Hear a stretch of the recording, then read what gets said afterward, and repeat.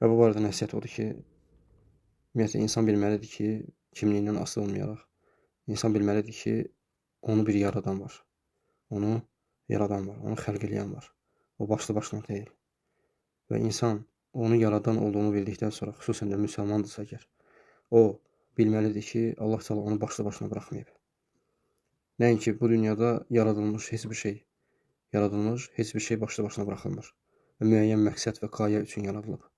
Və hər bir şeydən ali varlıq olan insan da həmçinin Allah Teala onu yaradıb və onun yaradılış qayəsi var. Allah bizi başlı başına buraxmayıb. Və Allah Subhanahu wa Taala bizi başlı başına buraxmadığı kimi bizim üçün əmr və qadağalar da verib. O müqəddəs kitabında Rasulullah sallallahu aleyhi və səlləmə nazil elədiyi, Muhammed sallallahu aleyhi və səlləmə nazil elədiyi o müqəddəs kitabda bizim üçün əmr və qadağalar indirib. Və bu qadağaların da baxırsan ki, Allah niyə görə bəzi şeyləri bizə haram eləyib? Ona görə ki, bu şeylərdə də bizim üçün mənfəət var. Allah bizə bəzi şeyləri haram edib ki, bizim ağıllarımızı qorusun, bizim mallarımızı qorusun, bizim namuslarımızı, irzimizi qorusun, bizim dinimizi, mənliyimizi, şəxsiyyətimizi qorusun. Və o qadağalardan biri də Allah Teala Maidə surəsində buyurur ki, 90-cı ayədə: Əuzubillahimineşşeytanirracim. Ya eyyuhellezine amenu. Ey iman gətirənlər, ey özlərinə müsəlman deyənlər, ey bu adla fəxr eləyənlər, övünənlər, diqqət edin. Allah Teala sizə xitab edir. İnneməl xamru vel meysuru vel ansabu vel əzlamu ricsun min ameli şeytan. Həqiqətən, şübhəsiz ki, içki də, qumar da, diş qoyulmuş bütlər və yaxud da daşlar da, fal oxları da şeytan əməlindən olan murdar şeylərdir. Fəctənibuhu ləalləkum tuflihun. Bunlardan çəkinin ki, bəlkə nicat tapasınız. Sizi yaradan aləmlərin Rəbbi olan Allah, sizə nəfəs verən, sizə həyat verən Allah Teala sizə əmr eləyir. Buyurur ki, o içkidən uzaq durun. Bu həqiqətən də murdar bir əməldir, murdar bir şeydir. Və sonra arxasınca buyurur ki, İnnəmə yuridu şeytanu əyyuqə beynəkumul ədavətə vəl-bəğdaə fil-xamri vəl-meysiri və yasuddakum an zikrillah və anis-salah fəhəl əntum muntəhun.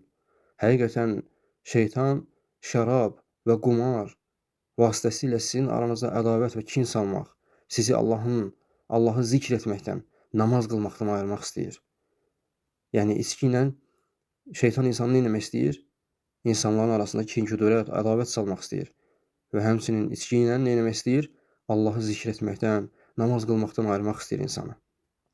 İnsan fikirləşməlidir. Bu içki məni nələrdən məhrum edir? Allahı zikr etməkdən məhrum edir. Namaz qılmaqdan məhrum edir. Müsəlman kimliyi ilə yaşamaqdan məhrum edir məni. Və Allah Teala, görün, Rəbbimiz bizi yaradan ayənin sonunda nə buyurur? Fəhəl əntum muntəhun. Bunlara son qoyacaqsınızmı? Allah Teala bizləri elə bu ayədə xəbərdarlıq edir ki, niyə bu əməllərə, bu günahlara son qoyaq? Çünki insanı həlak edən ən böyük səbəblərdən biri, həm dünyada, həm də axirətdə insan etdiyi günahlardır. Allah Teala başqa ayədə buyurur ki, وَالَّذ۪ينَ كَسَبُوا السَّيِّئَاتِ جَزَاءُ سَيِّئَةٍ بِمِثْلِهَا وَتَرْهَقُهُمْ ذِلَّةٌ مَا لَهُمْ مِنَ اللّٰهِ مِنْ عَاصِمٍ كَأَنَّمَا أُغْشِيَتْ وُجُوهُهُمْ قِطَعًا مِنَ اللَّيْلِ مُظْلِمًا أُولَٰئِكَ أَصْحَابُ النَّارِ هُمْ فِيهَا خَالِدُونَ. Pis işlər görənlərə gəldikdə isə, pis işlər görənlərə etdiklərinin bərabəri ilə cəza veriləcək, misli ilə cəza veriləcək və onları zillət bürüyəcək. Fikir verin, bu bizim qiyamət günü əhvalımızdır, subhanallah. Əgər sən bu günaha davam etsən, Allahın haram etdiyi şeylərə davam etsən, Rəbbin sənin barəsində buyurur ki, sənin etdiyin o pislik ki var, onun qarşılığında da cəzasını çəkəcəksən. Və Allah Teala buyurur ki, görün necə təhdid edir Allah Teala bizləri. Onları Allahdan qoruyacaq kimsə olmayacaq. Və sonra buyurur ki, sanki üzlərini qaranlıq gecə bürümüşdür. Zülmət buyurur insanın sifətinin üzünü. Onlar cəhənnəm əhlidirlər və onlar orada əbədi qalacaqlar, Allah qorusun. Ona görə də müsəlmanla, özünə müsəlman deyən şəxs günah etməmişdən qabaq bu ayələrə nəzər etməlidir. Rəbbinin çağırışına nəzər etməlidir. Vallahi dəyməz. İnsan bu dünyada müvəqqəti olaraq o ləzzətlər üçün, müvəqqəti olaraq o şəhvətlər üçün həm dünyasını, həm axirətini korlamağa dəyməz. Həmçinin Allah Teala başqa ayədə buyurur ki: "Və tərə kullu ummetin cəfiyyə, kullu ummetin tud'a ilə kitabihəl yevmə tuczəvnə mə kuntum ta'malun." Elə bilmə ki, sənin etdiyin o əməllər, sənin etdiyin o pisliklər, o günahlar yan keçir. Allah Teala bunları hesaba almır. Həzə kitabuna yantiqu aleykum bil haqq inna kunna nəstənsikhu mə kuntum ta'malun. Allah Teala buyurur ki, o gün hər ümmət diz çökəcək. Hər kəsə əməl dəftəri veriləcək. Və deyiləcək ki, bugün sizin etdiklərinizin cəzasını alırsınız. Budur bizim kitabımız. O sizin əməllərinizi haqq ilə söylüyor. Biz yazırdıq etdiklərinizi. Yəni Allah Teala hər bir əməlləri yazandır. Ona görə sələflər deyərdilər ki, xüsusən də bu mübarək Ramazan ayında bu əməldən vaz keçmək üçün fürsətdir vallahi. Ey müsəlman qardaş, ey özünə müsəlman deyən şəxs, bu günahdan əl çək. Vallahi Allah Teala, əgər Allah Resulü sallallahu aleyhi və səlləm dediyi kimi, kim bir günahdan Allah üçün tərk eləyərsə, Allah ondan da xeyirlisini onun üçün nəsib eləyər. Ona görə Allah üçün tərk etmək lazımdır. Biz tərk edək ki, bizim qiyamət günü Rəbbimiz üzümüzə baxsın. Bizim qiyamət günü halımız yüngül olsun. Həmçinin dünyada xoşbəxt olaq, axirətdə xoşbəxt olaq. Ona görə də bu Ramazan fürsətdir. Baxın, sələflər deyərdilər ki, xüsusən də bu Ramazanda, subhanallah, necə ki, Ramazanda edilən ibadətlər başqa ayda edilən ibadətlərdən daha əfzəl olduğu kimi, bax ki, sən Ramazandan başqa günlərdə əgər günah eləyirsən və sonra gəlib bu müqəddəs ayda günah eləyirsənsə, bu daha pisdir. Allah qatında daha şiddətlidir. Allah qatında daha şiddətlidir. Ona görə insan qayıtmalıdır. İnsan Allaha tövbə eləməlidir.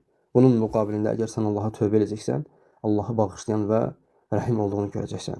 Hansı ki, Allah Teala buyurur ki, "Qul ya ibadiyellezine esrafu ala enfusihim la taqnatu min rahmetillah. İnnallaha yaghfiruzunuba cemi'a. İnnehu huvel gafururrahim." Allah Teala buyurur ki, de ki, ey mənim qullarım, hansı qullarım? Günah işləməkdə həddi aşmış qullarım. Allahın rəhmətindən ümidinizi üzməyin.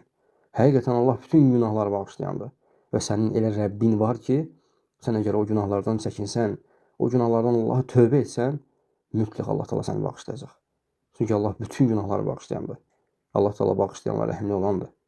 Və başqa ayədə Rəbbimiz Azza və Cəllə nə buyurur? Buyurur ki, İllə mən təbə və əmənə və amələn salihə və ulaikə yubəddilullahu seyyiətihim həsənət və kənəllahu ğafurur rahimə və mən təbə və amələ salihən fə innəhu yətubu iləllahi mətəbə.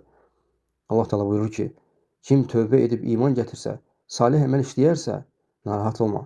Hətta Allah o cür bağışlayan və rəhimli olandır ki, sənin etdiyin o günahları da xeyir əməllərə çevirər, yaxşı əməllərə çevirər. Ya Allah, elə bugün tövbə etmək vaxtıdır. Allaha qayıtmaq vaxtıdır. Bu əməllərindən çəkinmək vaxtıdır. Və Allah Teala buyurur ki, kim tövbə edib yaxşı iş görsə, həqiqətən o Allaha layiqli bir dönüş etmiş olar. Və həmçinin Peyğəmbərimiz sallallahu aleyhi və səlləm buyurur ki, pisliyindən, günahlarından tövbə edən sanki onu etməmiş kimidir. Ona görə də ey Allahın qulu, ey Allahın qulları, Allaha qayıdaq. Vallahi Allahın əzabı şiddətlidir. Allah Teala'nın əzabına dözə bilmərik. Günahlardan əl çəkək. Xüsusən bu Ramazan ayında Allaha tövbə eləyək və bilək ki, hər bir əməlimiz hesab olunur. Rəbbimiz bizi hesaba çəkəcək qiyamət günü və etdiyimiz hər bir əməldən sorğu-sual olunacaq. Bağışlamaq istəyirsənsə, Allahdan cənnəti istəyirsənsə, xoş həyat həm dünyada, həm də axirətdə xoş həyat istəyirsənsə, Allaha qayıtmaqla bunu tapacaqsan. Bunu Allaha qayıtmaqla tapacaqsan. Günahlarda tapmayacaqsan. Günahlarda qəlb rahatlığı yoxdur. Günahlarda zəlillik var. Həm bu dünyada, həm axirətdə. Günahlarda alçalma var. Həm bu dünyada, həm axirətdə. Ona görə də bu Ramazan fürsətdir. Allaha qayıt. Bu rəhmət ayında Peyğəmbərimiz sallallahu aleyhi və səlləm buyurur ki, Allahın rəhmətindən məhrum olsun o kəs ki, Ramazan yetişib və Allahdan bağışlanmamış şəkildə bu aydan çıxır. Ona görə də bu ay bağışlanma ayıdır, fürsətdir. Ola bilsin ki, bir daha sənin həyatına bu Ramazan gəlməsin. Ona görə də Allaha tövbə et. Ölüm sənə gəlməmiş Allaha tövbə et. Və Allaha dua et ki, əgər o günahın üzərində sənin canını alsaydı necə olardı? Ya Allah! Ona görə də Allahın qulu, Allaha qayıt. Allaha tövbə et. Və bil ki, bu tövbənin qarşılığını həm dünyada və həm də axirətdə alacaqsan.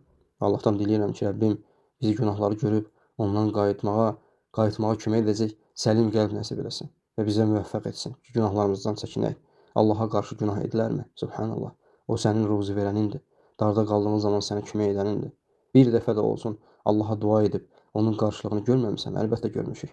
Biz necə Rəbbimizə qarşı nankor ola bilərik ki, Allah Taala bizə yaxşılıqlar ehsan etdiyi halda biz Rəbbimizə günahlarla qarşılıq verək. Allahdan diləyirəm ki, Rəbbim günahlarımızı görüb ondan qayıtmağı nəsib etsin. Bizə sadiq tövbəni etsin. Allahumma amin. Elhamdülillahi Rabbil alemin.